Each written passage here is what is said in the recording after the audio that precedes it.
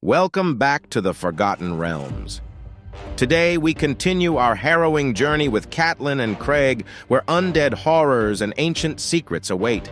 Will they survive the perils of the burnt world, or will the dark forces lurking within claim them? Stick around to find out.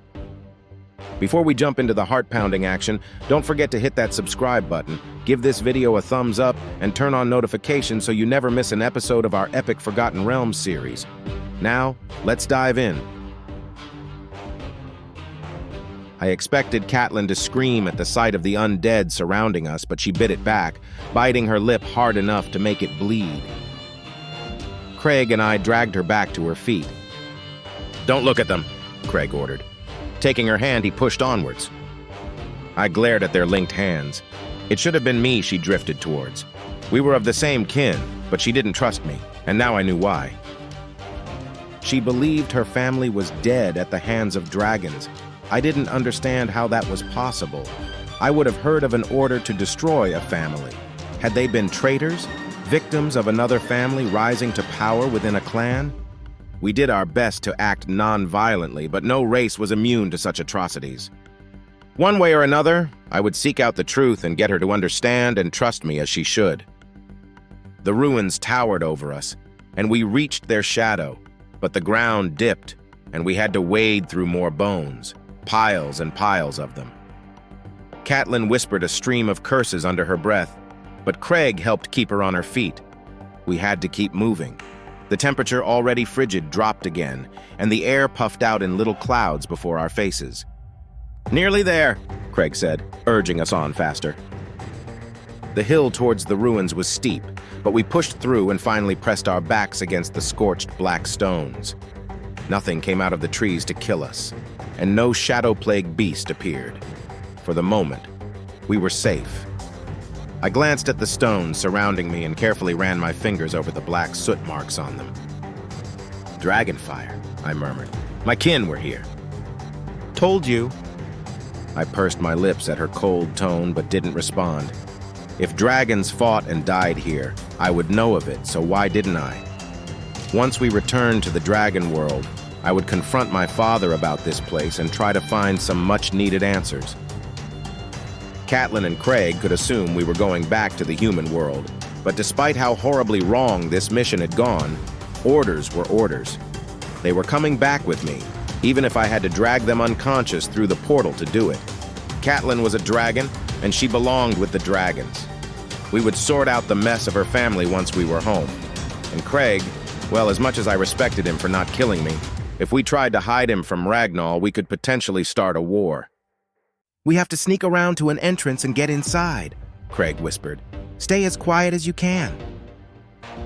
He led the way, moving around the ruins until we came to an opening in the wall. Stones and debris filled it, but we climbed over. Rocks scattered at our movements, and we froze as the sound echoed loudly across the clearing. We held a collective breath and waited. But still nothing came. Perhaps the half-demon was wrong and there was nothing here. We made it fully into the ruins. The ceiling overhead had been arched before it was destroyed, and only parts of the structure remained standing. None of it looked safe, and I waited for our cautious steps to bring it down on our heads. Though being killed by stones was better than being turned into one of those feral plague beasts. My back throbbed in remembrance of the first attack, and I did not want to feel that pain again. "Where's the portal?" Catelyn asked as we spun around in a circle. The temple was empty, aside from the few walls still standing, and a large stone altar set in the center of the space. On it were stone holders for candles long since gone. Whereas dust covered every other surface, the altar was clean as if someone took the time each day to wipe it down. "It's here," Craig whispered, closing his eyes and holding out one of his hands. "I sense it." I watched as he moved around the altar, his hand moving as if it ebbed and flowed with some invisible current. Curious, I stepped closer and was taken aback by how strong the power was here. It took my breath away, and I had to steady myself before I could move again. "So yes, portal?" Catelyn asked. "Oh yeah," Craig replied and approached the altar, resting the torch beside it. "We have to activate it." And how do we do that? Magic. He waved for her to join us at the altar, and reluctantly she did so, standing at one of the shorter ends while Craig and I stood opposite each other at the longer sides. Place your hands on the stone. I did it, my hands moving as if drawn by a magnet. Craig followed me. Catelyn hesitated. The bangle, what if it doesn't let me? Then you have to remove it, I told her. It's time you embrace who you are anyway. She glared. Maybe I don't want to be part of a race that murders families. Catelyn, we don't have time for this, Craig growled, surprising us both. You can kill him after we get out of here. He looked around, paranoid, and just as I was about to ask him what was wrong, I felt the strange shift in the air, too. It's quiet, I breathed, but it nearly came out as a yell. The ambient sounds around us were gone, as if we'd been pulled into a void. Catelyn, please, Craig said, now or never. She scowled, but set the sword aside and placed her hands flat on the altar. Now what? Focus, he instructed. Focus on pulling the power from deep within you and pushing it into the altar. She blinked a few times at him like he was crazy. Seriously? I've never done that before. I don't even know what's in me, and you just want me to pull on this power? You are a dragon, he stated firmly. You are strong. We've all seen it. There is something inside of you, and it's time you faced it. If you want us to get home, you have to let yourself feel, let yourself understand what you are. She looked like she wanted to argue again, but she scrunched her eyes shut tight and breathed heavily out of her nose. Focus, focus, she repeated a few times. I did the same, as did Craig.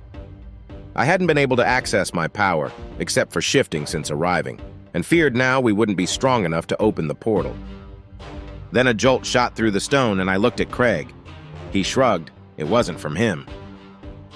Together, we turned to see Catelyn's hands glowing a vibrant blue, her palms melding into the stone as the light crept up her arms. Intricate designs that had not been clear before covered her bare arms, traced up her neck, and finally her face. Ancient runes that matched the same styling as the ones on her bracelet. Catelyn? Craig asked gently. She asked. Is it working? Maybe you should open your eyes and look, I suggested. She opened one eye, then the other, and jumped. Holy crap, what is this? That is some very strong magic, Craig answered. Very old magic. I couldn't believe what I was seeing. No dragon alive had power running through their veins like what she displayed here. No one. Who are you? I whispered, confused and in awe at the same time. The bangle on her wrist was glowing too, so brightly I couldn't stand to look at it. Maybe this would work after all. The altar vibrated and hummed with the amount of power pulsing through it, and a gust of warm air blew around us. Not far away, a black hole appeared and steadily grew larger and larger. Is that it? Catelyn asked excitedly. Yeah, keep holding on, Craig instructed. Once it's holding steady, we'll let go together and dive in. How will it know where to take us? She asked. We guide it with our thoughts, he replied. All you have to do is think of Mama Lucy's house, and that's where we'll go. No, that was not where we were going to go. My plan had been to steer the portal back to the dragon world, but I had not realized how strong Catelyn's magic would be. Her thoughts would override mine, and we would go where she wanted.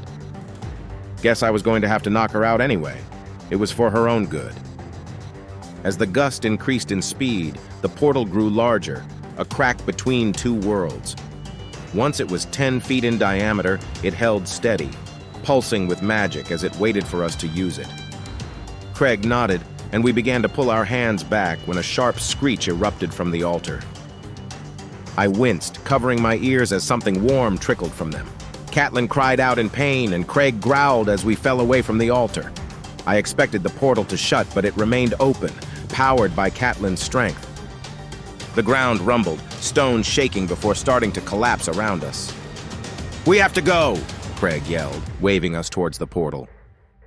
I rushed to join them, but the altar exploded as a dark mass shot upwards into the sky. We went flying, slamming hard into the walls and stones. I slid to the ground, grunting as every part of my body screamed in pain. I heard Craig yell, but it was muffled, like someone had shoved cotton in my ears. Catelyn was lying not too far from me, but she wasn't moving. Her eyes were shut, and her breathing looked labored. She was hurt bad. The attack had knocked her out. I crawled towards her, ready to carry her and yell for Craig to follow as we dove for the portal, but the shadow slammed back down on the remains of the altar. A bone-like cracking came from the swirling darkness, and a figure took shape within its depths. At first glance, I would have said it was a demon, but it was far too large, too broad to be one. When it turned, I caught the silhouette and my stomach dropped. It had the head of a dragon. I stared, transfixed by the sight as it towered over us, red eyes smoldering with fire. Talons stretched at least a foot from its hands, and as it took a step towards us, the ground shook. The swirling shadows remained with it. "You!" it hissed in a voice that made me grit my teeth to hear it grate against my mind. "You should not have come here." "Don't worry, we're leaving," Craig told it, pulling himself to his feet. He held the sword in his hands, thrown with us when the altar exploded. "Let us pass, and we won't give you any trouble." "But trouble you have already given me." It lifted its massive head, sniffing the air. "And what a gift you have brought to me. So much power, so much strength. You will not leave. Oh no, not now. Now you will be a sacrifice to my master." "Master?" Craig repeated, and I heard a tremor of fear in his voice. His eyes found mine, and we thought the same thing at the same time. If this thing wasn't the plagued shadow causing the darkness to spread, then what the hell was? "You will not touch her!" Craig hoisted the sword as high as he could, but it was a struggle. His arms trembled, and I knew he wouldn't be able to stand against this spawn for long. For a brief second, I almost grabbed Catelyn and lunged for the portal, but he saved my life, and I owed him a debt, whether I liked it or not. If I saved him now, when I turned him over to his father, I could do it with a clear conscience. I had no weapon except my dragon form, and I rolled my shoulders as it awoke within me. The beast laughed at us both, a dark, evil sound that tore at my soul. "You think you can stop me?" It reached out a hand and, without touching me, lifted me off my feet by my throat. It choked me. I gasped, kicking my legs, trying to free myself, but it held fast. Craig charged it with a yell, but he was in the air a moment later, about to join me in my fate. "You will die, and then the power will be mine!" The pressure on my neck tightened, and black dots formed in my vision. I couldn't shift, couldn't breathe. This was how I was going to die, in some burnt world, beside my enemy. There was no hope. What an encounter! With a dragon-headed monster rising from the shadows, things are about to get even more intense for our heroes. Will Catelyn and her newfound power be enough to survive this new threat? You'll have to tune in to find out. Thanks for watching. If you enjoyed the story, make sure to smash that like button and leave a comment on what you think will happen next. Don't forget to subscribe and hit the bell to catch the next chapter of Forgotten Realms, escaping the burnt world as soon as it drops. See you next time.